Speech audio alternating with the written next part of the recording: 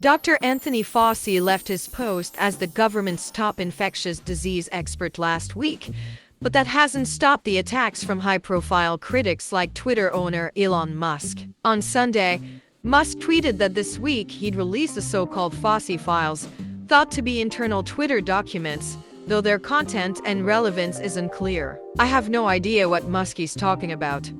I mean, there's a lot of misinformation, conspiracy theories and disinformation going on, Fauci said. I have nothing to say to him. I don't understand what he's doing. It's just unfortunate. In December, Musk tweeted, "My pronouns are prosecute or Fauci," and he suggested he had unearthed messages exchanged between Twitter executives and government health officials that related to their handling of the pandemic. I don't have a clue of what he's talking about, Fauci told CBS News chief Washington correspondent Major Garrett on this week's episode of The Takeout.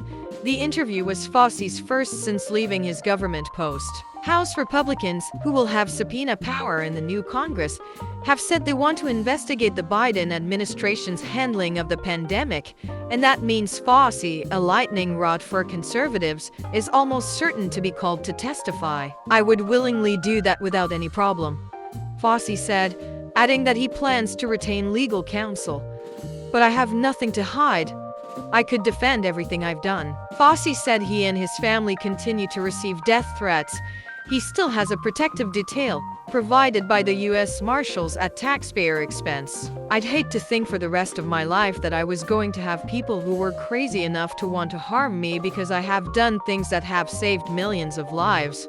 That's kind of how do you get your arms around that, he said. Fauci is concerned about the latest COVID subvariant, XB1.5, that now accounts for 41% of diagnosed cases, according to the Centers for Disease Control and Prevention. Public health advocates fear case counts could increase rapidly because the subvariant is highly contagious and people are spending more time inside during wintertime. We're going to see an uptick in infections.